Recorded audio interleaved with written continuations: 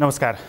STV च्याटमा यहाँलाई हार्दिक स्वागत छ। म प्रकाश गिरी। एसटिभी च्याटको आजको अङ्कमा हामी चर्चा गर्नेछौँ कोरोना भाइरसको सङ्क्रमण फेरि नेपालमा फैलिएर आएको छ र नेपालको सीमावर्ती जिल्लाहरूमा कहीँ लकडाउन, कहीँ सिलबन्दी, कहीँ निषेधाज्ञा यस्तो खालको अवस्था स्थानीय तहले गरिरहेका छन् र काठमाडौँ उपत्यकामै पनि कोरोनाको सङ्क्रमण फैलिएको छ र ठाउँ ठाउँमा सिल गरिएको छ, ठाउँ ठाउँमा यो स्याम्पल लिनेहरू काम आदि इत्यादि गरिएको छ। एउटा स्थान विशेषको कुरा गर्ने हो भने कहाँ सङ्क्रमण भयो, कहाँ सङ्क्रमण भएन भनेर विषयगत रूपमा जानुपर्ने हुन्छ। तर देशव्यापी रूपमा हेर्ने हो भनेदेखि कहाँ छ कहाँ छैन त्यो पत्ता लगाउने कसरी, त्यो पत्ता लगाउने एउटै उपाय, एउटै अस्त्र भनेको परीक्षण नै हो।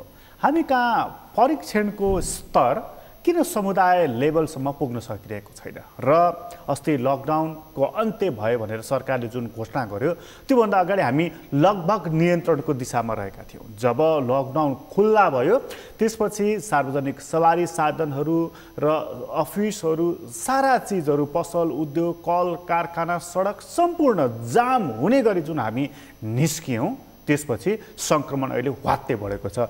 यो बढेको सङ्क्रमण नियन्त्रण गर्न सक्ने अवस्थामा छ कि अब चाहिँ टाउकोमा हात समाउने भन्छन् नि त्यस्तो खालको अवस्था छ। त आजको अङ्कमा हामी कहाँ जुन कोरोनाको सङ्क्रमण फेरि फैलिएको छ यसको मूल कारण के र यो नियन्त्रण गर्ने उपाय के, हामीले चुकेको बाटो चाहिँ के हो त्यसमा बढी केन्द्रित हुनेछौँ। आज हामीसँग कुराकानीको लागि स्टुडियोमा हुनुहुन्छ डाक्टर शेरबहादुर पुन, सर्वरोग विशेषज्ञ हुनुहुन्छ। डाक्टर साहब यहाँलाई स्वागत छ। धन्यवाद। डाक्टर साहब योभन्दा पहिला पनि मैले तपाईँसँग एक दुईचोटि कुराकानी गरेँ। आज चाहिँ म यो अहिलेको अवस्थाबाट हामी चुकेको बाटो र जानुपर्ने बाटो त्यतातर्फ तपाईँलाई अलिक बढी केन्द्रित गर्न चाहन्छु। अहिले हामी कहाँ जुन यो सङ्क्रमण फैलिएको छ नि यसको मूल कारण, यो पछिल्लो फेजको सङ्क्रमण फैलिनुको मूल कारण चाहिँ तपाईँले के पत्ता लगाउनु? एउटै कुरा भन्छु, जनस्वास्थ्यको मापदण्ड कहीँ पनि पालना गरेको छैन, सही तरिकाले गरेको छैन।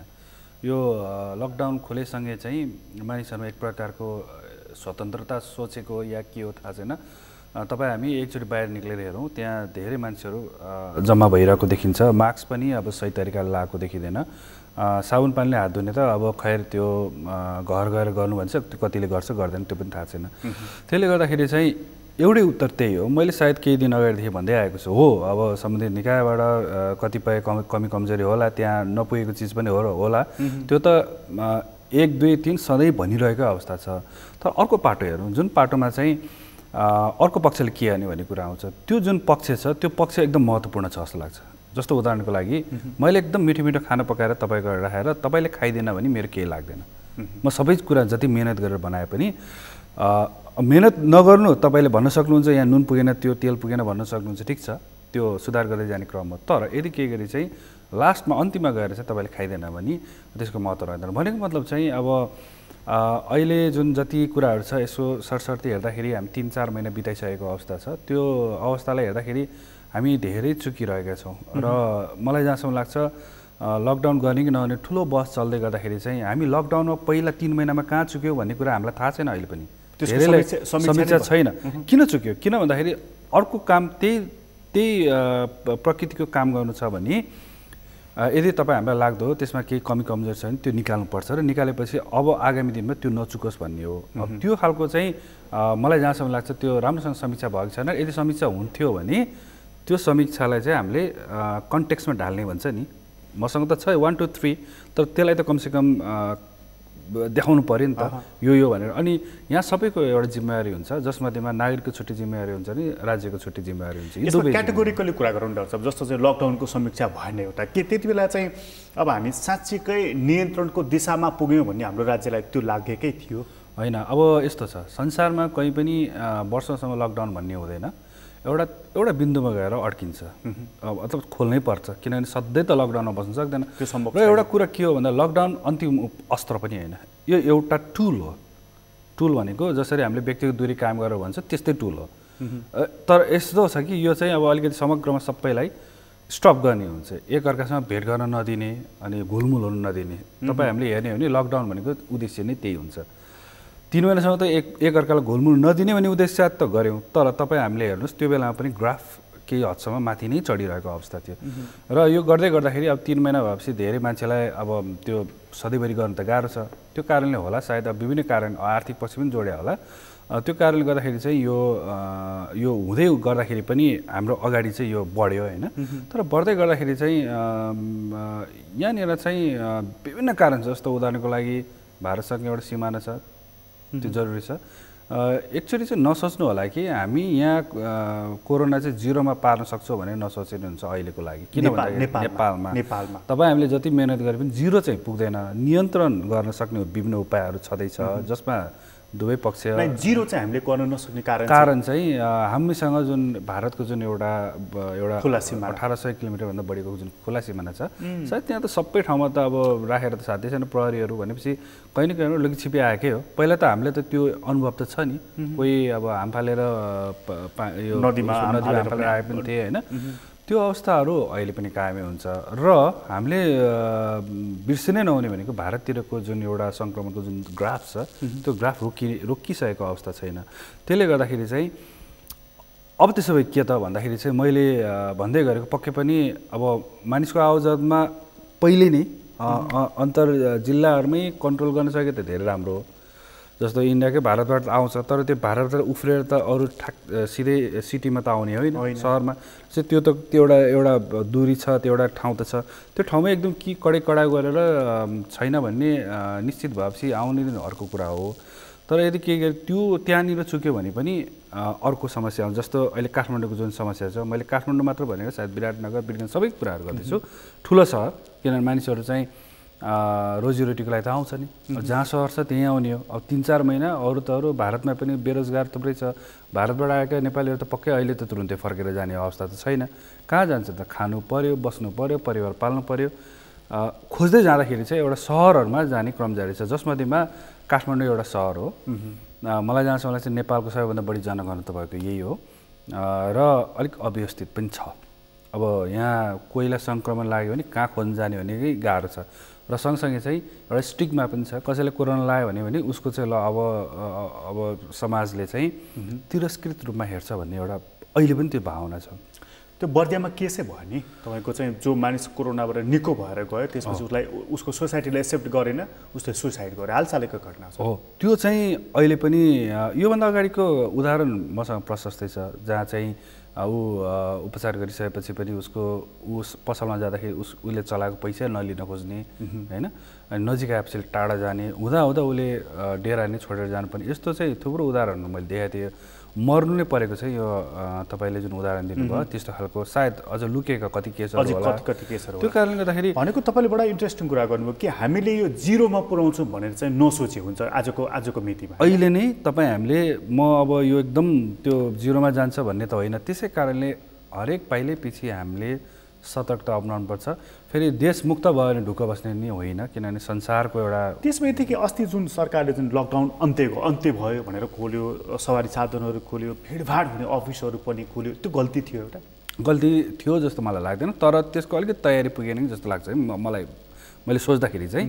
त्योभन्दा अगाडि अचानक खोल्दाखेरि कस्तो हुन्छ, त्यो एउटा साइकोलोजी नै रहेछ कि अचानक खोल्यो ओहो वाह भनेर, अब भनौँ न एउटा कुखुरालाई एउटा बन्द गरेर चाहिँ खोलिदिन्छ त ऊ त पुरा खुसी भएर घुम्छ। अब मैले त्यो दाँत खोज्दा त होइन, तर एउटा भावना कस्तो हुन्छ भने 3 महिनासम्म भित्र बस्यो अब निक्लिने पनि निक्लिया छन्, तर जो सोझा साझा छ उनीहरू जो यसलाई फलो गरिरहेको छ उनीहरू त भित्रै बसेको थियो। निक्लिने बित्तिकै एउटा के फिल भयो भन्दा ओहो कोरोना त साँच्चै नरहेछ क्या। फेरि कस्तो भएको थियो भन्दाखेरि तुलनात्मक रूपमा अहिलेको भन्दा त्यो बेला त ठिकै थियो होइन, ठिकै थियो। अनि त्यो खोल्ने बित्तिकै मानिसहरूमा एक प्रकार ओहो भन्ने भयो र त्यो बेलामा जुन जनस्वास्थ्यका जुन मापदण्ड हामीले भन्दै गरेका चाहिँ पुरै भुल्या जस्तो लाग्यो मलाई त्यो बेला। डाक्टर साहब त्यति बेला अर्को एउटा कुरा के पनि आयो भने जस्तो चाहिँ अलिकति रोगको सङ्क्रमणको दर पनि अलिकति कम थियो र जो सङ्क्रमित भएका थिए उनीहरू पनि छिटो निको भएर गए भनेर हामी कहाँ त्यो खालका खबरहरू आइरहेका थिए। त्यसले गर्दा मानिसहरूलाई जस्तो चाहिँ एउटा सामान्य रुगाखोकी जस्तै रहेछ, लाग्छ निको हुन्छ केही पनि फरक पर्दैन, एउटा बडा एक किसिमको हेभोक क्रिएट गरियो भन्ने एउटा साइकोलोजीले पनि काम गरिरहेको थियो। वास्तवमा यो रुगाखोकी नै हो यो? सामान्यतया म अलिकति पोजिटिभ रूपमा हेर्ने गर्छु हरेक कुरालाई, नकारात्मक भन्दा पनि। यो बारेमा चाहिँ अवश्य पनि मैले आजकल स्क्रब टाइफस यो विभिन्न सङ्क्रामक रोगको बारेमा कहिलेकाहीँ कुराकानी गर्छु र त्यसको मृत्यु दर चाहिँ कैयौँ गुणा बढी यो कोरोनाभन्दा बढी छ यदि हेर्ने हो भने। तर समस्या के आइदियो भन्दाखेरि चाहिँ कोरोना भनेको आफैमा नौलो भाइरस भएको हुनाले अब यसले के गर्छ भन्ने कुराहरू हो। अब तपाईँ हामीले चाहिँ विभिन्न देशहरूमा जुन सङ्ख्या देख्नुभयो त्यो ठाउँमा मानिसको जुन मृत्यु भइरहेको अवस्था छ त्यसको सायद पछि अन्तमा गएर त यसको यो रोग कति खतरनाक कुन रोगभन्दा कति भन्ने कुरा आउन त बाँकी नै छ होइन।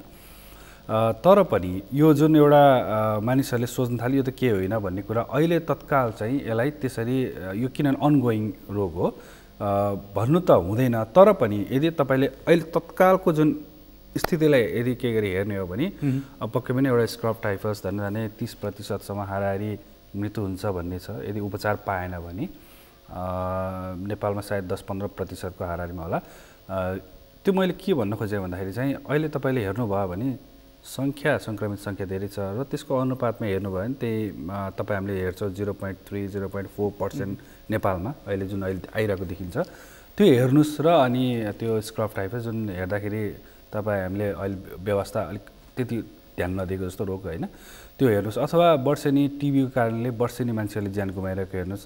त्यो यदि त्यसरी हेर्नुभयो भने पक्कै पनि होला। तर हामीले यसलाई नजरअन्दाज किन गर्नु अहिले तुरुन्त नभएको भन्दाखेरि हो नै यो अलिकति नौलो नयाँ भाइरस भएको हुनाले र विशेष यसको मृत्युको दर चाहिँ कम नै छ अरू संक्रामक रोगको तुलनामा। तपाईँले भनिहाल्नु स्क्रब टाइफसदेखि लिएर अन्य रोगको तुलनामा यसको मृत्युको दर चाहिँ कमै छ। त्यो कुराले मान्छेलाई जस्तो एक समयमा चाहिँ जस्तै मान्छे डिप्रेसनमा जान्छ कि मास फ्रस्ट्रेसन हुन्छ कि भन्ने पिरले तपाईँहरूले पनि कहिलेकाहीँ उत्साह जगाउनको लागि हामीसँगै कुरा गर्ने गर्दा पनि भन्नुभयो कि मृत्युको दर कम छ, डराउनु पर्दैन, आत्तिनु पर्दैन, सोसल डिस्टेन्स मेन्टेन गर्नुहोस्, मास्क लगाउनुहोस्, हात धुनुहोस् भनेर तपाईँहरूले त्यो उत्साह जगाउने कुरा गर्नुभयो। त्यो कुराले कतै मानिसहरू अलिक बढ्दै उत्साहित त भएन? हो त्यो भन्नु भएन। यो भन्दै गर्दाखेरि चाहिँ हामीले फेरि पनि भन्यो भाइरस त नयाँ नै हो। सङ्ख्याको आधारमा मान्छे मरिरहेकै छ होइन। हेर्नुभयो भने प्रतिशतमा त अब जस्तो रुगाखोकी टाइपले सजिलै सर्ने भएको हुनाले सङ्क्रमित सङ्ख्या अझ यो त जति हो त्यो त देखेको भए नदेखेको त कति होला होइन। त्यो भएको हुनाले चाहिँ हेर्दा चाहिँ त्यस्तो हामीले तुलना गर्ने कुरा मात्र भयो। तर पनि त्यसलाई तुलनालाई एकछिन छोडिदिनुहोस्, यो सर्ने क्रम त जारी नै छ होइन। कतिपय मान्छेहरू चाहिँ अचानक मृत्यु भएको कुराहरू पनि आइरहेको छ। अब जसलाई पर्यो उसलाई त्यो 100% हो होइन। त्यो तपाईँ हामीले हिसाब गर्ने बेला होला अब 100मा यतिजना एकजना भन्दा पनि कम होला भन्ने कुरा थाहा होला। तर जसलाई पर्छ उसलाई थाहा हुन्छ। र कस्तो पनि हुन्छ भन्दाखेरि एउटा सजिलै सर्ने भनेपछि जो कोही मान्छे पनि अलिकति जस्तो स्क्रब टाइप्सको कुरामा एउटा सानो माइट भन्ने आँखाले देख्न ठम्याउन गाह्रो हुने सानो किरा हुन्छ होइन, तेल टोकेपछि हुन्छ त्यो व्यक्तिमै जानु पऱ्यो भनेपछि व्यक्तिबाट व्यक्तिमा सर्दैन त्यो रोग। तर जसलाई लाग्छ त्यसलाई समयमै उपचार पाएन भने मर्ने सम्भावना हुन्छ। त्यो भयो भने यो चाहिँ कस्तो भने इबोलाको एउटा तपाईँ हामीलाई थाहा छ 2015तिरको अफ्रिकामा वेस्ट अफ्रिकामा देखेको त्यो छोए पनि सर्ने खालको थियो भनेपछि अब त्यस्तो अवस्था हुन त यसको मृत्युदर पनि अब अहिले त पहिला त 90सम्म थियो अनि अहिले 50को हाराहारीमा छ। तर पनि अब सजिलैसँग सर्ने भन्ने बित्तिकै जो कोहीलाई पनि लाग्न सक्ने सम्भावना र अनौठो कुरा चाहिँ कसलाई यसको सङ्क्रमण छ कसलाई छैन भन्ने कुरा हेरेर थाहा पनि नहुने सबैभन्दा गाह्रो त्यही हो। अब अहिले पनि नेपालमा धेरैभन्दा धेरै हुन त अब लक्षण अलिक देखिएको भनिए तापनि अधिकांशमा अहिले पनि लक्षणविहीनै छ।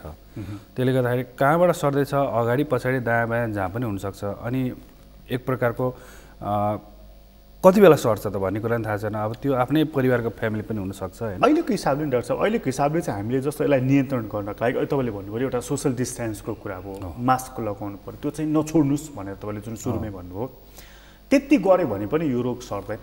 धेरै हदसम्म कम गर्छ। अब यो फेरि यसको विकल्प होइन। अब पुरा यो लगाउनु बित्तिकै पुरा शान्त हुन्छ भन्न खोजे त होइन। तर यसले चाहिँ स्लो डाउन द स्प्रिडलाई स्लो डाउन गर्छ भन्ने हो एउटा शब्द प्रयोग गर्नु होला, शब्द सुन्नु होला। यसले जुन रफ्तार जुन छ नि सर्ने त्यो रफ्तारलाई धेरै अथवा चेन ब्रेक गर्छ भनौँ न।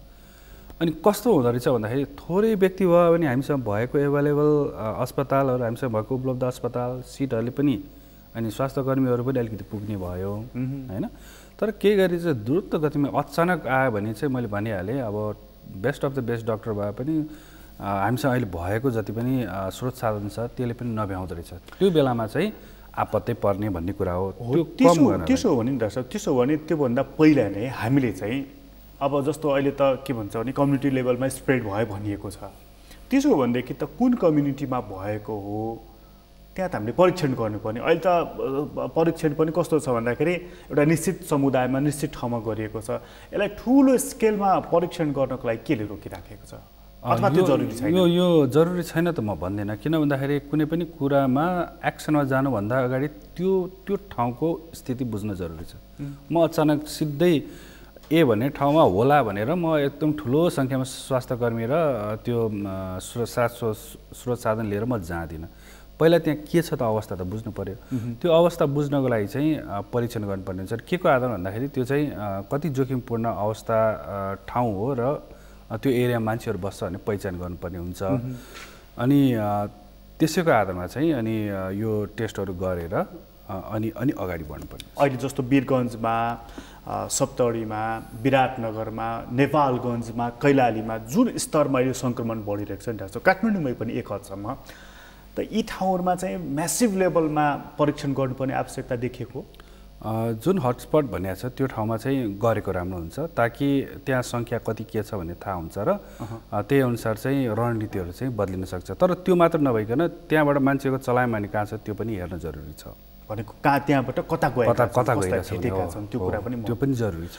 हामी कहाँ चाहिँ जस्तो अस्ति मैले सुने काठमाडौँ महानगरपालिकाको मेयरले अन्यहरूले पनि बोलेको सुनियो कि यो पिसिआर भनेर यतातर्फ बढी जोड नदियो, किनभने यो पिसिआर परीक्षण गर्यो यसले रोग निको गर्ने त होइन, यसबाट बरु पैसा चाहिँ झन् विदेशमा जाने भयो। यस्तो काम नगरौँ, बरु चाहिँ यो लकडाउन गरौँ अथवा कर्फ्यू लगाउँ, मान्छेलाई घरमै रोकौँ भन्ने उहाँहरूको यस्तो खालको सुझाव छ क्या? सुझाव मिश्रित लाग्छ मलाई। किन मिश्रित लाग्छ भन्दाखेरि टेस्ट रोक्ने होइन। टेस्ट किन गरिन्छ भन्दाखेरि मैले आज एउटा टोलमा टेस्ट गरेँ भने त्यो समयको लागि मात्र हुन्छ। तर त्यो ठाउँमा यदि टेस्ट गऱ्यो भने मात्र अनि त्यहाँ कति मानिसहरू छ भन्ने कुरा थाहा हुन्छ होइन। अनि त्यसपछि मात्र हाम्रो रणनीति बनाउँछौँ। र लकडाउन आफैमा मैले अघि भने अन्तिम उपाय पनि होइन। लकडाउन पछि फेरि मानिसहरू त्यसरी नै यो यदि केही गरी समाजमा फेरि घुलमिल हुन थाल्यो भने त्यो मतलब भएन। त्यसले गर्दाखेरि टेस्ट पनि चाहिन्छ। मैले भन्दै गर्छु टेस्ट फेरि अन्तिम उपाय, एउटा टुल हो। टुल भनेको कस्तो भन्दाखेरि तपाईँले कुनै पनि उपचार गर्नुभन्दा अगाडि टेस्ट त गर्नुहुन्छ, अनि पो रोग पहिचान गरेर तपाईँ उपचार गर्ने। रोग लागेको छुट्याएर मात्र त भएन, अथवा त्यसलाई चाहिँ आउनै नदिएर त उपाय होइन, त्यसको उपचार गर्नु पऱ्यो नि त। भन्नको लागि चाहिँ टेस्टले चाहिँ के देखाउँछ, टेस्टको दायरा बढाउनुको कारण के हो भन्दाखेरि चाहिँ त्यो ठाउँमा त्यो समयमा कति चाहिँ सङ्क्रमितहरू छ र अब हामी यी व्यक्तिहरू कता चलायमान हुँदैछ अथवा ती व्यक्तिहरूलाई त्यहीँ राखेर केही उपचार गर्नुपर्ने या क्वारेन्टाइन के व्यवस्था गर्नुपर्ने हो, त्यो एउटा चाहिँ आइडिया दिन्छ। फर इक्जाम्पल टेस्टै नगर्नुहोस्, खालि लकडाउन हुन्छ, ल बढ्यो रे भनेर लकडाउन गर्नुभयो भने भोलि फेरि त्यो कहाँ के जान्छ भन्ने कुरा हामीलाई प्रष्ट हुँदैन। तर हाम्रो जनप्रतिनिधिहरूले चाहिँ यो टेस्टलाई चाहिँ अलिक झन्झट मानेको जस्तो देखियो, किनभने काठमाडौँ महानगरपालिकाकै मेयरले भनेको कुरा त एउटा जनप्रतिनिधिको भनाइलाई त हामीले आधार मान्ने हो भनेदेखि टेस्ट नगरौँ, लकडाउन गरौँ, राखौँ भन्ने अर्थमा बुझ्यो। अब बुझ्न चाहिँ त्यसरी बुझ्यो, ठिक छ, लकडाउन गरौँ ल, ठिक छ, 2 हप्तापछि 3 हप्तापछि 6 महिनापछि अब के गर्ने? अब त्यो स्थिति के छ त, त्यहाँ कति फैलिरहेछ त, कसरी थाहा पाउनु त? त्यसो हो यसमा चाहिँ अलिकति बेस्ट अफ द बेस्ट डक्टरहरू भयो भने, त्यस्ता हस्पिटल्सहरू भयो भनेदेखि चाहिँ यस्ता रोगहरू चाहिँ छिटो नियन्त्रण गर्न सकिन्छ, अन्यत्र चाहिँ सकिन्न भन्ने जुन मान्यता छ नि, यो कति सत्य हो? त्यो सत्य होइन। त्यो सत्य किन होइन भन्दाखेरि सङ्क्रामक रोगमा चाहिँ best of the best maximum हामीसँग आइसियु यो भेन्टिलेटर हुँदैमा तुरुन्त त्यो चाप यदि बढ्यो भने गाह्रो हुन्छ। राम्रो उदाहरण नै इटाली मेरो विचारमा संसारको एउटा विश्वको धनी देश हो। युके पनि धनी देश मध्येमै गनिन्छ, अथवा स्पेन, विभिन्न देशहरू छ। अरू त अमेरिकाकै कुरा गरौँ, त्यहाँ पनि हाहाकारै छ होइन। भनेपछि एपिडेमिक भनेको चिज यस्तो चिज हो जुन चाहिँ एउटा समाजमा जुन एस्टिमेट गरेको अस्पताल, त्यो पपुलेसन, अनि जुन डक्टरहरू छ जुन काम गर्नलाई तयार भएर बस्नुभएको छ, त्यो कहिले पनि पुग्दैन। किन त्यो हुन्छ नि यसरी माथि बढ्छ कि त्यो वात बढेपछि त्यो भएको जुन छ त्यो भ्याउँदैन कि। भनेको तपाईँसँग जति संरचनाहरू छन्, जनशक्ति छ, त्यसले भ्याउँदैन। किन त्यो यसरी पब्लिक हेल्थ यसरी बनाएको हुन्छ कि यति हजार छ, यतिजनालाई यतिवटा सिट भए पुग्छ भनेको चिज त्यो बढ्ने बेला यसरी माथि बढ्चिन्छ कि त्यो सिट भ्याइ नभ्याइ हुन्छ। मलाई एउटा राम्रो उदाहरण छ। हाम्रो टेकु अस्पतालमा वर्षौँ अगाडि म एउटा जुनियर मेडिकल अफिसर भएर काम गर्दाखेरि झाडापाखालाई बिरामी आउँथ्यो।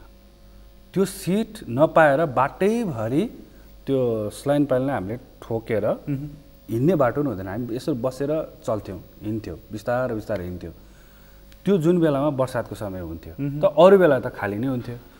भनेपछि यो एपिडेमिक त त्यो देशमा त आउँछ भनेर त सोचे त होइन नि त। त्यो कारणले गर्दाखेरि चाहिँ त्यो कम गर्नलाई चाहिँ जनस्वास्थ्यको मापदण्ड नै लागू गर्नुपर्ने हुन्छ। र भनेपछि त्यहाँनिर चाहिँ जुन तयारी गरिएको हुन्छ नि, एउटा त्यो तयारी चाहिँ एउटा समुदाय बराबर यति हस्पिटल, यति डक्टर, यति नर्स, त्यो जुन त्यो गरिएको हुन्छ, त्यो गरे हुन्छ। त्योभन्दा बढी त राख्दैन, किन राख्ने? तर एपिडेमिक भनेको त्यो सङ्क्रामक रोग भनेको अचानक वात्तै आइदिँदाखेरि एउटा डक्टरले अब 3 जना 5 जना कति भनेर उ गरे हुन्छ, एकजनालाई 100 जना पुग्यो भने के गर्नुहुन्छ? न त्यो सामान पिपिई नै पुग्छ, न अस्पतालको बेड पुग्छ। मैले उदाहरण दिएँ, झाडापखाला लाग्दाखेरि त 15-20 वर्ष अगाडि त त्यही नै थियो हालत। भनेपछि डाक्टर साहब अहिले जुन अमेरिकामा जुन समस्या परेको छ नि, त्यहाँ त अब दैनिक चाहिँ तपाईँको झन्डै 60-70 हजार मानिसहरू नयाँ सङ्क्रमित देखिएका छन्। मृत्युको दर पनि अहिले पनि 700-800 हजार परि नै रहेको छ। जुन ट्रम्पले भन्दै नि हामी कहाँ चाहिँ विश्वकै राम्राभन्दा राम्रा डक्टरहरू छन्, हस्पिटल छ, उपचार गर्ने पद्धति छ, औषधि छ, त्यसैले हामीलाई इजिली चाहिँ डिल गर्छौँ भनेर जुन भनिराखेका थिए ट्रम्पले। त अमेरिकाले अहिले यसलाई डिल गर्न नसक्नुको एउटा मूल कारण त्यही नै हो कि यसरी फैलिएर आयो कि जसलाई उनीहरूको जुन स्रोत साधन सोचेको थियो, एस्टिमेट अनुमानित गरेको थियो, सकेन। त्यो सक्दैन। त्यसै कारणले कहिलेकाहीँ प्रश्न आउँछ कि हामी तयार छौँ भन्दाखेरि त्यो तयार हुन्छ भनेर नसोच्नु होला। किन भन्दाखेरि हो हामी तयार, त्यो भन्दै गर्दाखेरि नगर्ने होइन, हामीले हाम्रो तर्फबाट भ्यासम्म गर्नै पर्छ होइन, जति सकिन्छ गर्नुपर्छ। तर त्यसै कारणले एउटा हामी सोचेका छौँ यहाँ एकदम धेरै कति मान्छे आउला भन्ने कुरामा एउटा चाहिँ हामीले सुरुमै रोक्न सक्ने विभिन्न उपायहरू पनि छ। एउटा भ्याक्सिन राम्रो हुन्थ्यो, तर के होइन, त्यो भ्याक्सिन अहिले पनि विकासको क्रममा छ र तुरुन्तै नेपालमा आइपुग्छ भन्नेमा त्यति विश्वास छैन। यसले यहीँनिर स्टप गरिदिन्थ्यो। तर हामीले चाहिँ यो स्टप गर्नेतिर कहिल्यै सोचेनौँ होइन। अनि हामीले सोचिरहेको छौँ यतापट्टि सोचिरहेको छ, जहाँ चाहिँ हामीलाई कति आवश्यक पर्ला, यतिले पुग्दैन त्यतिले पुग्दैन भने मेरो भनाइ यहीँ नै स्टप गर्ने कोसिस गरौँ भन्ने मेरो कारण हो। यहीँ नै स्टप गरौँ भन्ने मतलब चाहिँ तपाईँ सकभर घरबाट ननिस्कनु, सकेसम्म ननिक्ल्यो, काम नपरिकन सकेसम्म मास्क लगाए पनि सही तरिका लगाऊँ। अब कतिसम्म भन्दाखेरि बन्दाबन्दी हुँदाखेरि बन्दाबन्दी कस्तो छ भनेर हेर्न निक्लिने नेपालीहरू अब कुरै छोडिदिनुहोस्, त्यो खालको मनस्थितिबाट हामी टाढा जानु पर्यो। खालि प्रहरी आयो भने चाहिँ लगाउने मास्क अनि अरू बेला चाहिँ नलगाएर हिँड्ने, यो पनि त छ चलन। अहिले त फेरि चिउँडोमा लगाउने अर्को नयाँ, त्यो एउटा एक प्रकारको फेसन जस्तो भइसकेको छ होइन। मैले त यो बारेमा पनि धेरै पटक कुराहरू उठाएको छु। यो छ नि डाक्टर साहब, जस्तो यो चाहिँ अर्को कोणबाट पनि बहस भएको मैले के देखेँ भने, जस्तो हामीसँग भन्नुहुन्छ उहाँहरू कि सरसफाइ नभएर, मास्क नलगाएर हावामा पल्युसनको मात्रा बढी भएर भन्ने कुरा पनि होइन रहेछ उहाँहरूको तर्क। किन भन्दाखेरि उहाँहरू के भन्नुहुन्छ, युरोपमा अमेरिकामा के त्यहाँ फोहोर छ, के उनीहरू हात धुँदैनन्, के उनीहरू सेनिटाइज गर्दैनन्, के उनीहरू चाहिँ डिस्टेन्सहरू मेन्टेन गर्दैनन्, त के कारणले त्यहाँ फैलिएको छ, यो कुराहरूलाई पनि ध्यान दिनुपर्छ। हामी कहाँ यी कुराहरू चाहिँ अलिकति मिसगाइड भइरहेको छ पनि भन्दछन् क्या डाक्टर साहब, त्यस्तो हो त होइन? उहाँहरू झन् हक गर्ने, किस गर्ने चलन बढी छ जस्तो लाग्छ मलाई।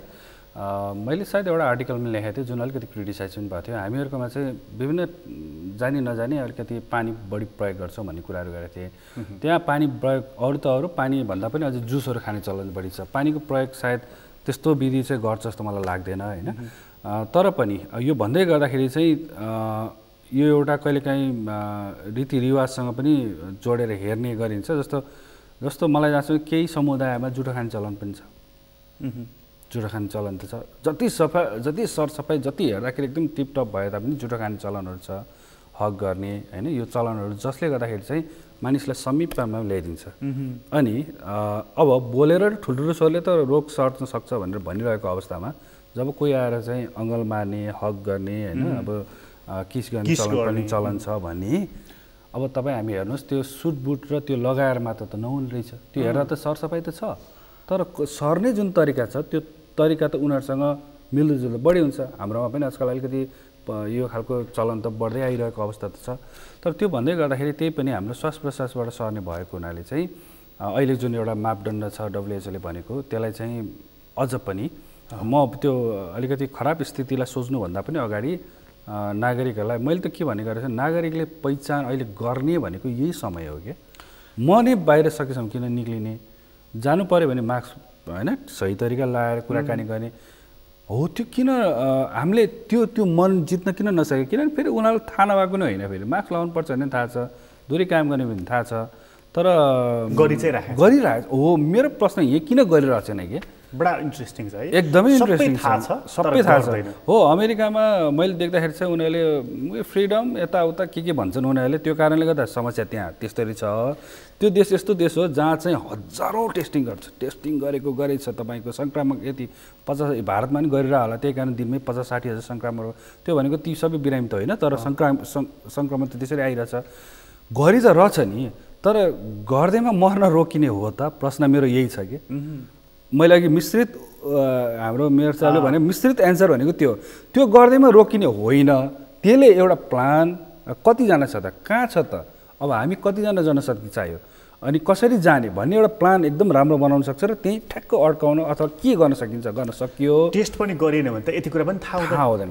त्यस्तै त्यो कारणले गर्दा तपाईँ अघि भनिदिनुहुन्थ्यो नि डाक्टर साहब जस्तो चाहिँ अब यो जस्तो बोल्दाखेरि जस्तो यो थुकको छिटा आयो भनेदेखि सर्न सक्ने भयो भनेको त्यो पनि हातबाट त सर्ने कुरा भएन तर यो जब मुखमा नाकमा आँखामा पुग्छ यी माध्यमहरू मार्फत सर्न सक्ने कुराहरू भयो हातबाट पनि छोयो भने चाहिँ सर्न यो हातले चाहिँ इनर भागमा छोयो भने सर्न सक्ने भयो त्यसकारण हात धुनुपर्छ जस्तो अर्को यो डब्ल्युएचओले पछि एउटा कुरा भन्नु नि डाक्टर जस्तो हावाबाट पनि सर्छ यो र अहिले तपाईँ भनिदिनुहुन्थ्यो जस्तो चाहिँ ठुलो स्वरले बोल्यो भने पनि सर्छ है भनेर त्यो भने चाहिँ कस्तो प्रकारको त्यस्तो रहेछ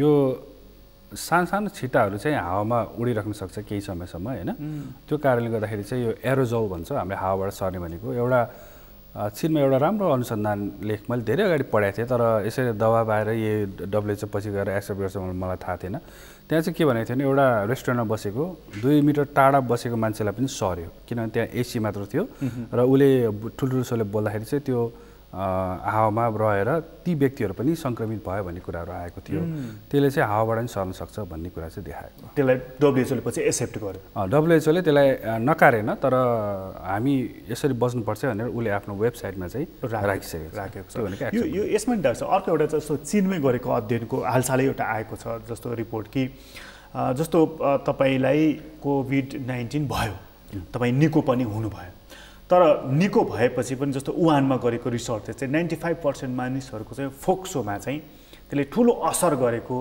देखियो भनेर रिपोर्ट आएको छ कति तपाईँहरूको अध्ययनले के भन्छ होइन यो अब नेपालमा त्यस्तो अध्ययन त भइसकेको छैन तर त्यहाँ त्यो पनि भनेको छ उनीहरू केही मिटर टाढा जाँदाखेरि सास फेर्न गाह्रो पर्ने अनि कतिले त अक्सिजन अहिलेसम्म कन्टिन्यू लाग्छ भन्ने कुराहरू छ तर मलाई जहाँसम्म लाग्छ हुन त नेपाल अनुसन्धान गरेको त होइन जहाँसम्म लाग्छ त्यस्तो खालको कम्प्लेन आइसकेको देख्दैन मैले त्यसले गर्दाखेरि त्यहाँ हुँदैमा यहाँ हुनैपर्छ भन्ने नभनिए तापनि त्यो एउटा अनुसन्धान भएको हुनाले त्यसलाई चाहिँ हामीले माइन्डमा किप इन माइन्ड भन्छौँ हामीले त्यो चाहिँ ध्यान दिनुपर्छ कतै त्यस्तो समस्या लिएर हाम्रो किन भन्दा हाम्रो पनि त कति हजार त सङ्क्रमित त भइसक्यो होइन 21,000मा पुगिसक्यो भनेपछि ती व्यक्तिहरूको अवस्था के छ भनेर हुन त अब हामीहरूले आफैले अनुसन्धान गर्छन् उनीहरूले के परेको भए आउनु पर्थ्यो कि भन्ने मेरो एउटा मतलब सोच होइन व्यक्तिगत सोच हो त्यसले गर्दाखेरि हुँदैन त म भन्दिनँ तर त्यस्तो देखिनै गरिकन बाहिरै आएर डाक्टर साहब मलाई एकदम गाह्रो पऱ्यो सास फेर्न गाह्रो म त अक्सिजनै चाहिरहेको छ अथवा म अलिक लामो समय हिँड्दाखेरि श्वास हुन्छ भन्ने खालको कम्प्लेन लिएर नआएको हुनाले चाहिँ अब म यसै त भन्न सक्दिनँ तर एउटा त्यसले चाहिँ केही एउटा हामीले सोच्नुपर्छ है के हामीले त्यतातर्फ पनि सोच्नको लागि चाहिँ बाध्य किन बनायो भने वुहान त त्यहीँबाट सुरु भएको भयो यो कोरोना भाइरस होइन र त्यहाँको मानिसहरूमा चाहिँ अधिकांशमा त्यो देखियो भनेपछि हामीले पनि अलिकति दिमागमा चाहिँ राख्नु पर्यो कि असर गर्न सक्छ यो चाहिँ अलिकति सानो सङ्ख्यामा गरेको छ एकचोटि ठुलो सङ्ख्यामा पनि गर्नु पर्यो थोरै सङ्ख्यामा गरेको छ सायद 100को वरपरमा छ 100को हाराहारीमा छ अझ त्यहाँ त हजारौँ लाखौँ सङ्क्रमित छन् त्यसले गर्दाखेरि चाहिँ वास्तवमा सबैमा यही हो कि खालि यो सानोमा गर्दा त्यही ठाउँमा मात्र गर्दाखेरि देखेको भन्ने कुरा चाहिँ छुट्याउनुपर्छ यो कोभिडको भन्ने डाक्टर साहब जस्तो कोभिडमा चाहिँ यसको सेकेन्ड वेभको पनि कुराहरू आइरहेको छ जस्तो अहिले युरोपमा पनि फेरि यो सङ्क्रमण बढेर आइरहेको छ अमेरिकामा अलिकति नियन्त्रणको दिशामा गएको हो कि जस्तो थियो तर फेरि बढिरहेको छ जस्तो ब्राजिल होइन त्यो झन् भइरहेको छ 2-3 महिना अगाडि नै तपाईँको साउथ चाइना मर्निङ पोस्ट एउटा रिसर्च पेपर ल्याएको थियो जसले चाहिँ भारत अबको हटस्पट चाहिँ भारत हुन्छ भनेको थियो र सुरुवाती दिनहरूमा हेर्दा हाम्रो जस्तै फाटाफुट्टा 2-4 जना मानिसहरू देखेका थिए र अहिले त्यहाँ एक दिनमा 50,000 भन्दा बढी मानिसहरू नयाँ सङ्क्रमित देखिएका छन् र मृत्युको दर पनि 1000, 1100, 800, 900 पुगिरहेको छ। भन्दाखेरि चाहिँ अघि तपाईँले सुरुमै भन्नुभयो भने जब यी राष्ट्रहरूमा अथवा संसारका कुनै पनि राष्ट्रमा यस्तो सङ्क्रामक रोगहरू देखा पर्छन् र त्यहाँ पूर्णतया निको हुँदैन, त्यसपछि अर्को कुनै पनि देशले म सुरक्षित छु भनेर ठान्नु पर्दैन। तपाईँले जुन भन्दै हुनुहुन्थ्यो नि, हाम्रो हकमा चाहिँ हामीले अमेरिकालाई बढी थ्रेटको रूपमा लिनु पऱ्यो कि ब्राजिललाई लिनु पऱ्यो कि भारतलाई लिनु पऱ्यो? भारत हाम्रो भौगोलिक आधारमा सबभन्दा नजिक हो, त्यसले गर्दाखेरि अवश्य पनि। तर त्यो भन्दै गर्दाखेरि चाहिँ अफ्रिकामा देखेको रोग यहाँ नआउला भनेर नसकिँदो रहेछ। मलाई याद छ पहिला स्वाइन फ्लू भनिने H1N1 अमेरिकामा देखेको केही दिनमा नेपालमा आइपुगेको थियो। त्यही स्ट्रेन भन्छु, त्यही नै थियो। त्यसले गर्दाखेरि अरू ठाउँमा देख्यो र यहाँ आउँदैन भनेर ढुक्क बस्ने अवस्था थियो। त्यही कारणले अहिले यो जुन वुहानबाट चाहिँ एसियामा युरोपमा गयो, त्यसपछि अमेरिकामा जाँदै गर्दाखेरि चाहिँ हामी अलिक बढी रिल्याक्सै भएर बस्यो कि जस्तो लाग्छ। हामीलाई त समय त थियो नि त त्यो बेलामा सिक्ने तयारी गर्ने कुरा। त्यो कारणले गर्दाखेरि मलाई चाहिँ के लाग्छ भन्दा संसारमा ग्लोबली कुनै पनि ठाउँमा ठुलो प्रकोपहरू फैलिरहेछ भने हामी यता ढुक्क बस्ने होइन। इभन अब धनी देशहरू पनि के गर्छ भन्दाखेरि एउटा अफ्रिकामा एउटा कुनै ठुलो फर इक्जाम्पल इबोलाई आउँदाखेरि पुरै तयार भएर बसेको देख्थेँ कि मैले। पुरा एउटा खडा नै गरे हुन्छ डिपार्टमेन्ट, तयार हुनुपर्छ। किन आयो भने चाहिँ त्यो खालको स्थिति सिर्जना नहोस् भन्न सकिँदैन। त्यसले गर्दाखेरि चाहिँ संसारमा कहीँ पनि अब हाम्रो त झन् छिमेकी देश भारत त नजिकै छ, कोरोनाको कुरा गर्ने हो भने संसारमा ल इन्डियामै पनि सक्यो भने पनि मलाई जहाँसम्म लाग्छ अर्को देश नजिकै देश कुनै अप्ठ्यारो छ भने त्यो ठाउँमा नआउला भन्न सकिँदैन। कतिपय देश जस्तो 214-15 देशमा पुगिसकेको छ। सबै देशमा यही अवस्था होइन, भयावह अवस्था होइन, त्यो गर्नेरै केही देशहरूमा छ। त्यसले गर्दाखेरि मैले चाहिँ के भनेको रहेछु भन्दाखेरि अब अमेरिकै हेरेर त्यही हुन्छ भनेर हामी कल्पना नगरौँ। मैले पहिला इटालीको बेलामा पनि त्यही भन्थेँ, इटालीमा भइरहेछ हामी यहाँ कल्पना गरेर आत्तै छौँ, त्यतातिर पनि नजाउँ, हुनैपर्छ भन्ने पनि छैन। तर हामीले चाहिँ जहिले पनि वर्स्ट केस सिनारियोलाई बढी हेर्छौँ खतरासम्म। त्यो कारणले गर्दा त्यो अवस्था चाहिँ सिर्जना नहोस् भन्नलाई चाहिँ तयारी हालतमा चाहिँ बस्नुपर्छ। त्यसपछि हामीले चाहिँ के हेर्नु पऱ्यो भने भारतमा यो केस कति छ, अमेरिकामा कति छ, युरोपमा कति छ, ब्राजिलमा कति छ र सङ्क्रमणको दर कस्तो छ त्यो हेर्नु होइन, जानकारी लिनै पर्छ। मैले भने जस्तै 214 देशमा पुगेको छ। यसमा छ नि डाक्टर साहब, जस्तो भारतमा यो रोग नियन्त्रणमा नआइकन हामी सुरक्षित हुन सक्छौँ? त्यो सम्भावना कम छ। भनेको मतलब चाहिँ मानिसको आवाजात एकदमै भइराख्ने भएको हुनाले चाहिँ त्यति जेलसम्म यो हामीसँग पनि रहन्छ। अब यसमा नि अर्को एउटा कुरा नि डाक्टर साहब, जस्तो चाहिँ अब मानिसहरूको सङ्ख्या हामी कहाँ पनि जस्तो 20-21 हजार करिब 21 हजार मानिसहरू सङ्क्रमित छन्। त्यसमध्ये 13-14 हजार मानिसहरू चाहिँ निको भएर घर गयो भनेका छौँ हामी कहाँ, र 5-6 हजार मानिसहरू आइसोलेसनमा रहेका छन्। यसको भ्याक्सिन त केही पनि छैन, औषधि पनि छैन, इन्जेक्सन आदि इत्यादि केही पनि छैन। त के भएर निको भएर जान्छन् तिनीहरू? अब यो अचम्म लाग्छ। त्यही कारणले मैले अब भनौँ फेरि बढी अप्टिमिस्टिक होला मलाई लागेको चाहिँ, अब नभनौँ भने भन्नु पनि पर्ने हुन्छ। यो सामान्यतया चाहिँ उहाँहरूले त्यस्तो स्पेसल औषधि दिँदैन। अब जो आइसियू र भेन्टिलेटरमा जान्छ त्यो चाहिँ पहिला निमोनियाहरूलाई उपचार गर्थ्यो त्यही तरिकाले नै जान्छ। किन भन्दा अहिले चाहिँ कुनै पनि औषधि यसको लागि यही भनेर WHO ले रिकमेन्ड ठ्याक्कै गरेको अवस्था छ, नो स्पेसिफिक ट्रिटमेन्ट अहिलेमा। तर देश ठाउँले चाहिँ बेला बेलामा आफ्नो तरिकाले चाहिँ यो औषधि चलाएर अलिक राम्रो भयो, त्यो औषधि चलाएर राम्रो भयो, होला हुन्छ भन्ने कुराहरू छ र केही व्यक्तिमा भएको पनि छ, नभएन। तर यसको मतलब यो होइन कि 100% सबैमा फेरि त्यही नै हुन्छ भन्ने जरुरी छैन। त्यसले गर्दा अहिलेको लागि चाहिँ उपचार यही भन्ने छैन, सपोर्टिभ ट्रिटमेन्ट भन्छ, अझ अक्सिजन थेरापी, अक्सिजन दिने भन्ने हामीले अझ बढी प्रचलनमा प्रयोग गर्छौँ। त्यो बाहेक चाहिँ इमर्जेन्सी जुन ट्रिटमेन्ट छ त्यो सबै आइसियूका डक्टरहरूलाई थाहा हुन्छ र अरू जुन पहिला गर्ने गर्छ त्यही अनुसार नै जान्छ। भनेको कुनै स्पेसल औषधि चाहिँ केही पनि छैन। अब नाम सुन्नु त भयो होला, रेमडेसिभिर अथवा अरू एन्टिभाइरल होइन, अथवा प्लाज्मा थेरापीको कुराहरू पनि होला, तर तिनीहरू सबैमा उत्तिकै प्रभावकारी हुन्छ भन्ने चाहिँ छैन। प्लाज्मा थेरापी हामी कहाँ चाहिँ निकै चर्चा भयो कि यो चाहिँ बडा प्रभावकारी छ भनेर हाम्रो मन्त्रीजीले पनि भन्दै हुनुहुन्थ्यो। यो सबैमा हुँदैन, यसको अनुसन्धान जारी छ, केस रिपोर्टहरू आइरहेछ, त्यो केस भयो। तर ठुलो ऱ्यान्डमाइज ट्रायल यो हाम्रो यो ट्रायल ठुल्ठुलो ट्रायलहरू चाहिँ गरेर एकदम धेरै गरेर चाहिँ अनुसन्धानबाट निक्लिसकेको अवस्था चाहिँ होइन। आउने क्रम जारी छ। अवश्य पनि कस्तो हुन्छ भन्दा हाम्रो नेचर कहीँ केही भएन भने त्यो भयो भने प्रयोग गर्ने र प्रयोग गर्दाखेरि चाहिँ ठिक छ 50% 10मा 5 जना राम्रो गऱ्यो भने हामी के वाइ नट किन नचलाउने। आजको हाम्रो अवस्था छ नि डाक्टर साहब, कतिपय डाक्टर साहबहरूले भनेको सुने मैले कि अब चाहिँ एक किसिमले कर्फ्यू जस्तै लगाउँ, हिजोको लकडाउन जस्तै पुरै कम्प्लिटली लगाइदिउँ र व्यापक मात्रामा परीक्षण गरौँ। किनभनेदेखि त्यो गरिएन भनेदेखि हामीले चाहिँ थेग्नै नसक्ने, सम्हाल्नु नसक्ने अवस्थामा पुग्छ। किनभने अहिलेकै हिसाबले पनि 95% चाहिँ सरकारी अस्पतालहरू चाहिँ आइसियुहरू अकुपाइड छन्, 5% मात्रै बाँकी रहेका छन्।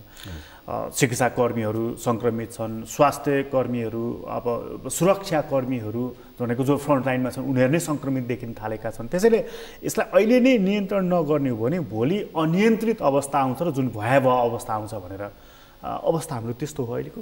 त्यसलाई भन्छ वर्स्ट केस सिनारियो। हामीले सोच्ने चाहिँ त्यहाँसम्म हो, तर हुनैपर्छ भन्ने चाहिँ छैन। मेरो एउटा भनाइ त्यो छ, हरेक देशमा त भइरहेको छैन नि त, केही गन्ती गरेर केही देशहरूमा भएछ, तर पनि सोच चाहिँ हाम्रो त्यसरी नै जान्छ। वर्स्ट केस सिनारियो अब भयावह होला कि भन्ने कुरा हो। तर मैले फेरि पनि भने हामीले ठिक छ, मैले भने एउटा एक्सन प्लान हुनु पर्यो लकडाउन गर्नलाई। हामीले केमा चुक्यौँ त समीक्षा गर्न त बाँकी नै छ नि त। 3 महिना त हामीले गरेकै हो। लकडाउन मात्र गर्ने र हामी बस्ने हो भने आनन्दसँग बस्ने केही हुनेवाला छैन, त्यो समय बेकारमा जान्छ। तर यदि के गरे चाहिँ लकडाउन गर्ने भने यति छोटो समयमा चाहिँ धेरै कुराहरू हामीले गर्न सक्ने अवस्था चाहिँ एकदम वेल प्रिपेयर भन्छु नि। जस्तो तपाईँले हेर्दाखेरि चाहिँ जस्तो लकडाउन गर्नुपर्ने अहिले अवस्था छ कि छैन? लकडाउन गर्ने भन्दा पनि मैले चाहिँ हाम्रो सर्वसाधारण नागरिकहरूलाई चाहिँ के कारणले गर्दा हामीले चाहिँ त्यो जुन जनस्वास्थ्यका जुन मापदण्ड छ त्यो किन हामीले चाहिँ लागू गरेनौँ। ठिक छ, मैले भने 6 महिना लकडाउन गर, तर हाम्रो जुन सोच मनस्थिति छ नि जस्ता त्यस्तै छ भने त फेरि उही बाहिर निक्लेर त त्यही नै गर्छौँ होला हामीले। तर यो फैलिनु त रोकिन्छ नि डाक्टर साहब। त्यो कति जेलसम्म? ल ठिक छ, ल 3 महिना गर्नुहोस्, एकछिन त स्लो डाउन होला। मेरो बानी त त्यही छ। ल फेरि म मास्क नलाएर म साथीभाइसँग गफ गर्न थालेँ, किनभने यता छेउतिर त मान्छेबाट आउने त क्रम जारी नै छ। तर तपाईँको जुन अघि भन्दै हुनुहुन्थ्यो नि जस्तो चाहिँ लकडाउन गरिसकेपछि 2-4 वटा काम चाहिँ अनिवार्य हो, मैले भने त्यो अनिवार्य रूपमा गर्नुपर्ने काम चाहिँ बताइदिनुहोस् त। वर्तमान अवस्था के छ थाहा छैन होइन। अहिले समुदायमा छ कि छैन भने त डिबेट चलेको छ नि त अहिले पनि छ। कतिपयले त छ नै भन्छन् विज्ञहरूले, तर म चाहिँ के भन्छु, आई वान्ट एभिडेन्स भन्छु कि म अनुमानको भरमा भन्दा पनि हो मलाई लाग्ला, तर म त डकुमेन्ट चाहन्छु नि पुरा एकदम कति हजार कति सयमा फैल्यो भन्ने कुरा। त्यो हुने बित्तिकै के हुँदो रहेछ भन्दाखेरि एकदम एउटा राम्रो प्लान बन्छ, कति स्रोत साधन चाहिन्छ, कति जनशक्ति चाहिन्छ, कहाँ पुर्याउने भन्ने कुरा त्यो बेलामा यदि हामी टेस्ट गऱ्यो भने थाहा हुन्छ। अनि त्यसपछि मात्र अनि हामीले चाहिँ त्यो लकडाउन गरेको एउटा मिनिङफुल हुनु पऱ्यो कि मेरो भनाइ भनेको। लकडाउन त गरे त्यो बिचमा हामीले के गर्न सक्छौँ त? भनेको म यसमा तपाईँको छोटो उत्तर चाहे। जस्तो अहिले लकडाउन गर्नुपर्ने नेसनल वाइड देशभरि लकडाउन गर्नुपर्ने अवस्था छ कि छैन? होइन, सबैतिर गर्नै पर्छ भन्ने जरुरी छैन। म त एक त लकडाउन उपाय होइन, मैले फेरि पनि दोहोऱ्याइरहेँ, लकडाउन उपाय होइन, यो टुल हो। टुल भनेको मतलब मास्क लगाऊ भने जस्तै यो टुल हो। तर लकडाउन गर्दा के हुन्छ अलिकति कस्तो छ भने नि डाक्टर साहब, जस्तो कस्तो कन्ट्रोभर्सी छ भने जस्तो हाम्रो जिल्ला प्रशासन कार्यालयले अत्यावश्यक पाएका सबै सेवा बन्द गर्यो, हाम्रा नगरपालिकाहरूले अत्यावश्यक पाएका सबै सेवा बन्द गर्यो, हाम्रो टियुले अत्यावश्यक पाएका सबै सेवा बन्द गर्यो। तर तपाईँले पनि देखिराख्नु भएको छ, मैले पनि देखिरहेको छु। यति काठमाडौँ सहरमा तपाईँले मैले पनि गएर हेर्ने हो भने सानो टेम्पो पनि चलिरहेको छ, एउटा टेम्पोमा 8-10 जना मान्छे झुन्डेर नै हिँडिरहेका छन्। माइक्रो बसमा पनि त्यस्तै भिड छ, अर्को बसहरूमा पनि त्यत्तिकै छ। मतलब यो जुन हामी सोसल डिस्टेन्सको कुरा, तपाईँ अघिदेखि मास्कको कुरा गरिराख्नु भएको छ, घरबाट ननिस्क बाबा भनिराख्नु भएको छ, मतलब यसको के मिनिङ भयो डाक्टर साहब? एउटा टेम्पोमा 10 जना खाँदेर हिँड्छ, 1 जना मात्रै सङ्क्रमित रहेछ भनेदेखि त काम पुग्यो त। यही कुरालाई मैले एकदम बुझाउन खोजिरहेको छु। तपाईँ वर्षौँ लकडाउन गर्नुहोस्, यो हाम्रो सोचमा जबसम्म परिवर्तन आउँदैन, यस्तै अहिले भर्खर तपाईँले एक्जाम्पल दियो, गर्नुहोस् 2 महिना गर्नुहोस्, 2 महिनापछि फेरि हामी त्यस्तै गर्छौँ। र अति आवश्यक बाहेक बन्द गरेको छ भने तपाईँ हामी कहाँ जान्छौँ? अति आवश्यकमै जाने हो नि त। हो, सबैजना त्यहीँ जाने हो नि त। भने झन् अति आवश्यकमा झनै हुल होला नि त, झन् भिड हुन्छ होला। मलाई त त्यस्तै लाग्छ। बरु त्यसलाई चाहिँ बरु तरिका अब दिनमा कतिजना के बरु त्यो भन्न सकिएला, दिनमा कतिजनालाई सेवा दिन सकिएला। तपाईँ अरू चाहिँ बन्द गर्ने, अति आवश्यक चाहिँ खोल्ने भन्ने बित्तिकै सबैलाई त अति आवश्यकमै जाने हो नि त, होइन र? हो, यो मेरो विषयमा त्यति सोचे जस्तो लाग्यो। म बाटोमा आउँदै गर्दा मैले के सोचिरहेको थिएँ, अति आवश्यक त भन्यो, सबै जाने त अति आवश्यकमा हो। अनि त्यहाँ त हुल हुन्छ होला। अनि फेरि तपाईँले भने जस्तो यो हाम्रो बाटोमा हिँड्ने तरिका, त्यही हो टेम्पो गाडीमा हिँड्ने तरिका, यो सोचमा बदलाव नलाएसम्म मैले फेरि पनि भने जे जस्तो भए पनि अरू बाँकी सबै टुल हो, एउटा टुल यो गरौँ। यहाँनिर त्यसमा अलिकति हाम्रो गभर्मेन्टको चाहिँ सोचमा अलिकति कमी भएको हो, नपुगेकै हो। मैले चाहिँ एउटा लेम्यानको रूपमा भने है, यो बारेमा कसैले पनि खास कुरा कहिले पनि गर्छ हो, आवश्यक त चाहिन्छ, तर तपाईँ विचार गर्नुहोस्, तपाईँको लागि एउटा अति आवश्यक चिज तपाईँ पनि पुग्नुहुन्छ, म पनि पुग्छु, अरू पनि पुग्छ, अनावश्यकमा त बरु थोरै नै पुग्ला नि त होइन। जस्तो अब मलाई चाहिँ हस्पिटल जानु छ तर मलाई इमर्जेन्सी केस छैन, जानु पनि छ भनेदेखि म के गर्छु, म इमर्जेन्सीमै जान्छु नि, बाहना बनाउँछु, इमर्जेन्सीमै जान्छु। मतलब अति आवश्यक के भन्नुहुन्छ, मेरो एम्बुलेन्स गएर तपाईँको ढोकामा गएर रोक्छ, तपाईँले नजाँचेर भयो मलाई, त्यो त नगरिकन त आवश्यकै छैन, त्यो त गर्न नसके। त्यसैले त्यो झन् भिड हुन्छ त्यहाँ। होइन अति आवश्यक भने के त मेरो भनाइ भनेको अति आवश्यक त्यहाँ सबैजना जाने हो नि त। अनि मेरो भनाइ भनेको हो खोल्ने हो भने पनि त्यसलाई एउटा प्रोसेसमा होइन, दिनमा कतिजना अथवा के हो त्यो बरु इन्टरनेटमै त्यो एप्लाई गऱ्यो, त्यसपछि यो मान्छेको पालो यति यति बेलामा तपाईँ आएपछि चाहिँ ढोकामा यसरी बस्दिने त्यो भन्ने एउटा कोही व्यक्ति होला, त्यो गरिदिए भए सायद इफेक्टिभ होला कि, किनभने त्यो प्लान चाहिँ सम्बन्धित कार्यालयले गर्दा राम्रो हुन्छ। अहिले जुन सङ्क्रमण बढेको छ नि डाक्टर साहब, जस्तो वीरगन्जको, विराटनगरको, काठमाडौँमै पनि, जस्तो हिजो किस्ट हस्पिटलमै मानिसको मृत्यु भएको, मतलब थुप्रै उदाहरणहरू छन्, मैले एउटा सन्दर्भवश मात्रै नाम लिएको। यी सबै कुराहरूले हेर्दाखेरि नि अहिले चाहिँ डेथ रेट चाहिँ अलिकति बढेको हो अहिले चाहिँ। होइन सङ्ख्या बढेको छैन भन्दिनँ, किनभने सङ्ख्या आफैमा बोल्ने हो। मेरो यहाँनिर फेरि अलिकति फरक धारणा कहाँ छ भन्दाखेरि चाहिँ यो समय भनेको हाम्रो वर्षेनीदेखि नै मौसमी सङ्क्रामक रोगको समय हो। भनेको रुगाखोकी लाग्ने, ज्वरो आउने, 1-2 दिन वर्ष बिराएर हेर्नु होला, फ्लूको कारणले 1 दर्जनको हाराहारी मान्छे सधैँ मर्ने गर्छ, हेर्नु होला, निमोनिया लाएर मर्छ। अनि सँगसँगै चाहिँ यो समय भनेको अब डेङ्गु केही समयपछि देखिन पनि सक्छ भने यो जुन स्क्रफ टाइफसको कुराहरू छ, अनि अरू झाडापखालाको कुरा छ, अरू विभिन्न जुन ज्वरोका बिरामीहरू छ, त्यो समय एउटै छ।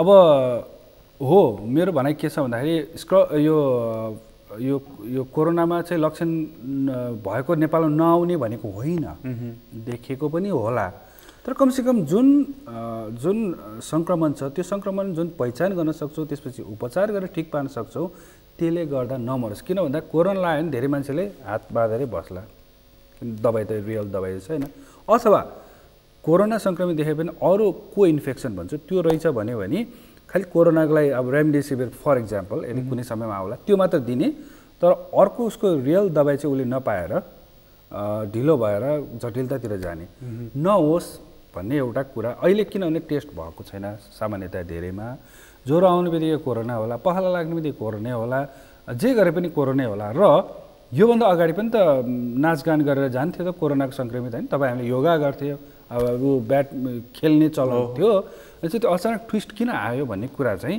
यो ओभरल्यापिङ, यो जुन सङ्क्रामक रोगको जुन मौसमी जुन हाम्रो अरू रोगहरू जुन छ हरेक वर्षै देख्थ्यौँ, हामीले वर्षै नै पहिचान गर्थ्यौँ, उपचारमा हामी लाग्थ्यौँ, त्यो रोग एकैचोटि चाहिँ झ्याप्पै नदेख्दाखेरि चाहिँ त्यसको कारणले गर्दाखेरि जुन पहिचान गर्न सक्थ्यो, जुन उपचार गर्न सक्थ्यो, त्यसको कारणले नछुटोस् भन्ने हो। र ती कतै यसमा चाहिँ लक्षण देखिएको त होइन त्यो बावजुद पनि भन्ने एउटा प्रश्न भने।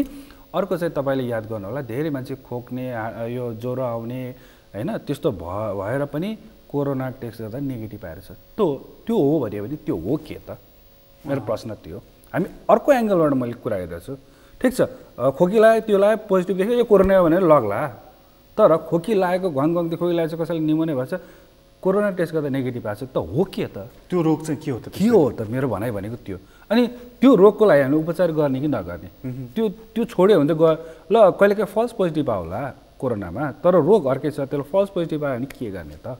हामी त हरेकमै कोरोना भनिरहेछौँ, त्यो कमसेकम नछुटोस् न, त्यो त उपचार गर्न सक्ने हो। मैले यो पनि भनेन, फेरि पनि दोहोऱ्याएँ, कोरोनाले लक्षण देखाउँदैन म त्यो भन्दिनँ, विदेशमा त सबै त्यो देखिरहेको हो, तर 99.7% अस्तिसम्म चाहिँ 99.7% लगभग सबैमा लक्षण नदेख्ने। अनि जब यो मौसम ठिक्क समयमा आएर चाहिँ यही समयमा विभिन्न रोग देख्नुपर्ने समयमा लक्षण देख्न सुरु गर्यो, र अघि मैले भने जस्तै धेरै खोकिया छ, रोगी लागेको छ, मान्छे जान्छ नि चेक गर्नलाई, तपाईँको त कोरोना रहेछ भनेपछि बिर्सिन्छ, चेक गर्नेले बिर्सिन्छ, खोकी लागेको ज्वरो आएको मान्छेले बिर्सिन्छ। तर वास्तवमा हो के त? केही न केही चिज पनि त छ नि त यहाँ त। त्यो पाटोको त हामीले अध्ययन गरेको छैन। मैले त्यही मात्र भने नजाओस्, मतलब संक्रामक रोगले हुन सक्ने जुन रोगहरू छ हामीले सधैँ देख्छौँ यो समयमा। फेरि यसमा अर्को पनि जोडिएको पाटो छ नि डाक्टर साहब, यो चाहिँ भयो। अर्को चाहिँ जस्तो कीटाणु गरिएका रोगहरू छन्, जस्तो चाहिँ कतिलाई मधुमेह होला, कोही सुत्केरी होला, कसैलाई ज्वरो होला। त्यो कोरोनाको चाहिँ तपाईँको कारणले गर्दाखेरि तिनीहरू पनि उपचार पाइरहेका छैनन्। बडा केही केसहरू यस्ता आइरहेका छन् जसले चाहिँ यो हस्पिटल त्यो हस्पिटल गर्दा गर्दै मृत्युवरण गर्नु पर्यो। यो पनि बडा डेन्जर कुरा हो नि त। कोरोनाले मृत्यु मात्रै मृत्यु, अरू कारणले मृत्यु भएको चाहिँ मृत्यु नहुन् त, होइन नि त। मैले त्यही भनेको, यसै कारणले गर्दाखेरि त्यता नजाऊ। वास्तविक भन्ने हो भने त अझ मैले भनिहालेँ नि, अलिक अगाडि नै भन्दाखेरि धेरै मान्छेले अलिक व्यवस्था गर्ला, म त्यतातिर नजाउँ।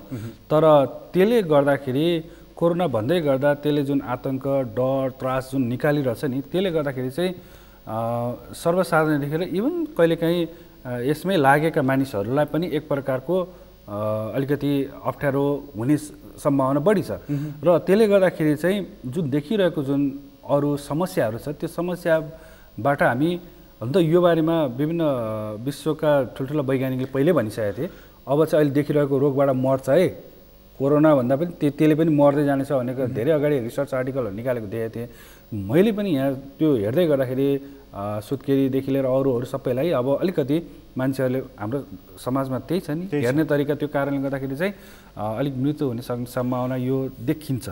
यसमा सेकेन्ड वेभको पनि कुरा आइरहेछ नि डाक्टर साहब। अहिले चाहिँ विश्वमा के सेकेन्ड वेभ आइरहेछ कि अथवा यो पुरानै होइन? सेकेन्ड वेभ भन्नाले चाहिँ फेरि त्यो ठाउँमा अथवा त्यो ठाउँ नभए अर्को ठाउँमा त्यो देशमा देखियो भन्ने कुरा होला।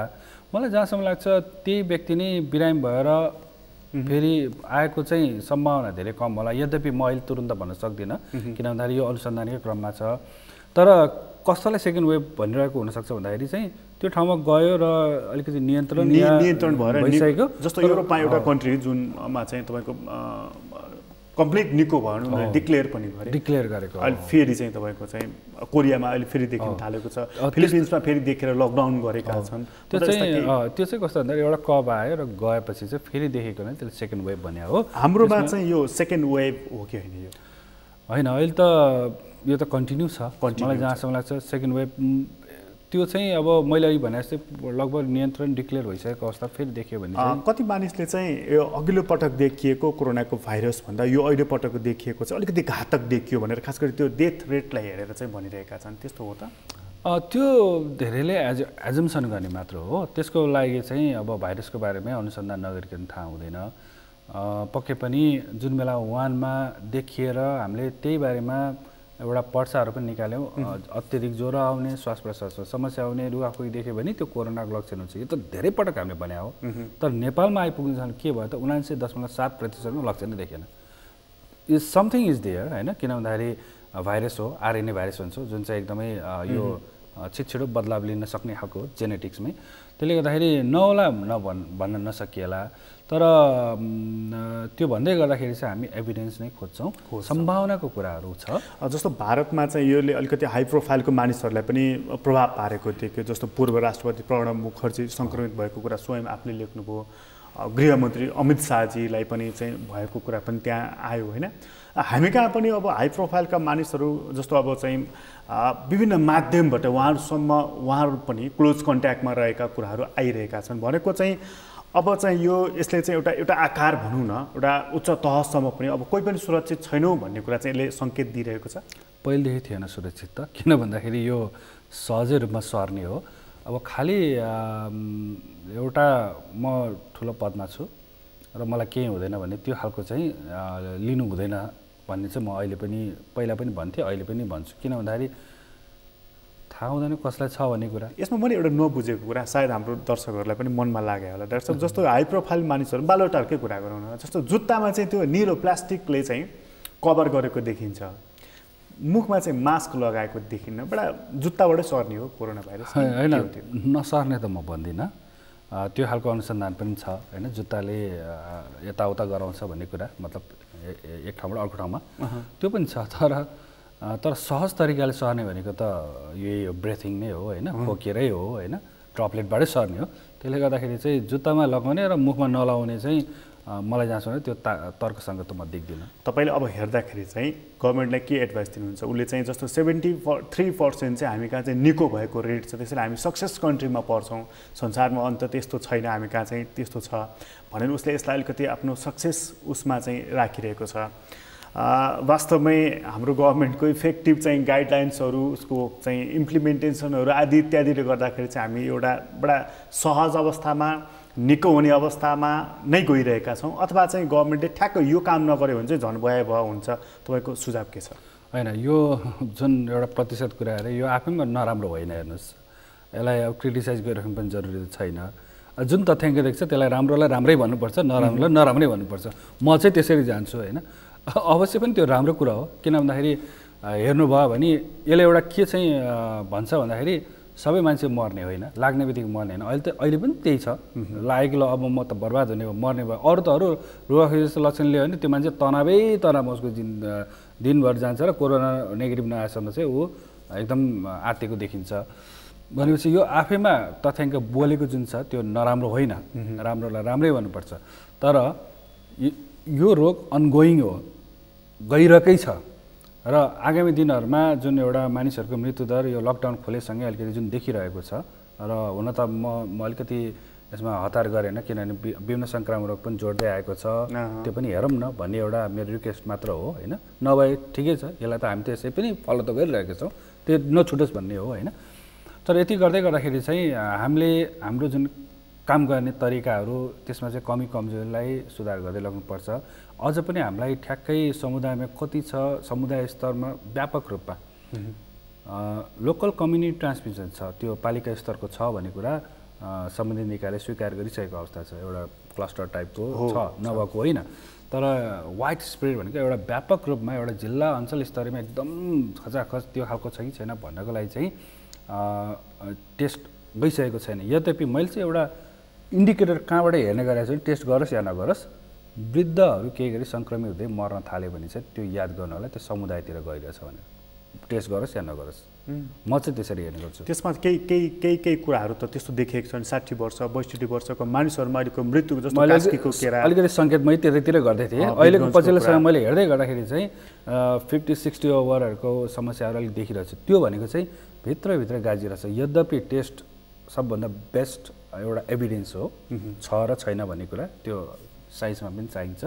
तर त्यो हुँदै गर्दाखेरि यदि नगर्नु भयो भने पनि यदि के गरी वृद्धको सङ्ख्या बढ्दै गयो भने चाहिँ मैले म के सङ्केतको रूपमा लिन्छु भन्दाखेरि त्यो हाम्रो समाजमा बिस्तारो फैलिँदैछ भने म त्यसरी चाहिँ सङ्केत गर्छु। डाक्टर साहब, अन्त्यमा सोधेँ, यो नेपालमा चाहिँ अहिले जुन वेभ यसको आइरहेको छ, जुन स्तरमा यो बढिरहेको छ, यो अझै कति समय चाहिँ यो हाम्रो समाजमा रहिरहने अथवा फैलिरहने अथवा यही पिकमै रहिरहने तपाईँको अनुमान छ?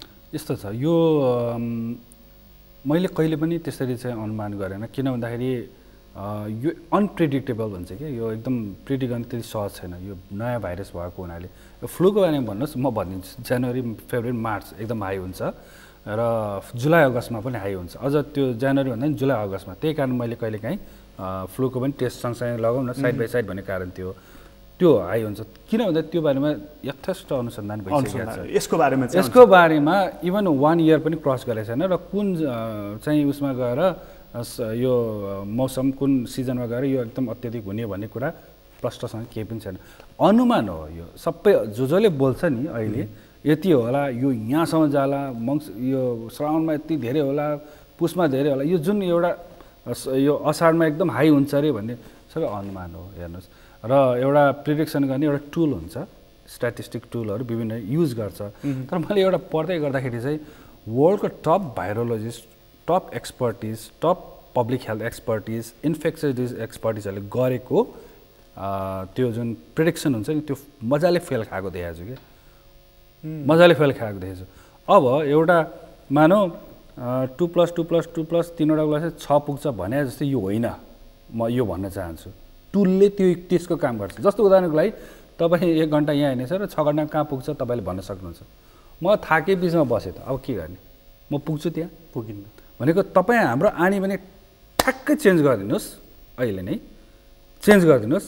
तपाईँ हामीले कल्पना गरेको भयावह जुन एउटा छ ओहो एकदम धेरै अब बर्बाद भयो भन्ने कुरा ठ्याक्कै रोकिन्छ रोकिन्छ मेन कुरा चाहिँ हाम्रो आनीबानी मैले भनिहालेँ आनीबानी यस्तै छ भने टुलले के गर्छ म्याथमेटिकल लक छ यति पुगेपछि माथिमा पुग्छ भन्छ आनीबानी बदलौँ तुरुन्तै रोकिन्छ आनीबानी बदलेन भनेदेखि हो जुन सोच्या छ तपाईँ हामीले सोचेन अब हेर्नुहोस् रोक्न सक्दैन जनप्रतिनिधि आत्तिए भनेर जुन भनेको छ नि त्यो के हो भन्दाखेरि चाहिँ हामीले सोचेकै छैन आनीबानीलाई कसरी रोक्ने र अनि त्यो नपुर्याउने भनेर हामी के सोचेको त्यसको वास्ते गरेका छैनौँ ओहो यो त यति भयो भन्दैछ अब पुरा फुल हुन्छ कहीँ भ्याउँदैन भनेछ रोक्दैन छैन तपाईँ हामी म भोलिदेखि कम बाहिर हिँडौँ कम अब हरेक कुराहरू चाहिँ भर्चुअली गरौँ हैन झन् अहिले त फेरि अति आवश्यक भन्दा चाहिँ त्यही झन् जम्मा होला झन् क्राउड हुने सम्भावना होला यसरी चाहिँ यदि गऱ्यो भने मैले भने त्यो चाहिँ कस्तो भन्दाखेरि एउटा म्याथमेटिकली हो कि हिसाब गर्दै गयो भने चाहिँ मतलब चाहिँ हाम्रो बिहेभियर नै चेन्ज हुनु मैले भनिहालेँ म यहाँबाट रत्न पार्कमा सधैँ 2 घन्टा पुग्छु भने तपाईँले प्रक्षेपण गरेर म त्यहाँ गएर बसिदिन्छु म खुट्टा दुखेर जाँदिनँ म भोलि पनि पुग्दिनँ म त्यहाँ यो त किनभने ह्युमेन बिइङमा पऱ्यो क्या यो कुनै हिसाब होइन हस् डाक्टर साहब धेरै धेरै हस् धन्यवाद आदरणीय दर्शकबिन तपाईँलाई पनि धन्यवाद आज हामीले कुराकानी गऱ्यौँ डाक्टर शेरबहादुर पुनसँग उहाँसँगको कुराकानीहरूलाई यति नै एसटिभी च्याटबाट म प्रकाश गिरीलाई बिदा दिनुहोस् सगरमाथा टेलिभिजन हेर्दै गर्नुहोला नमस्कार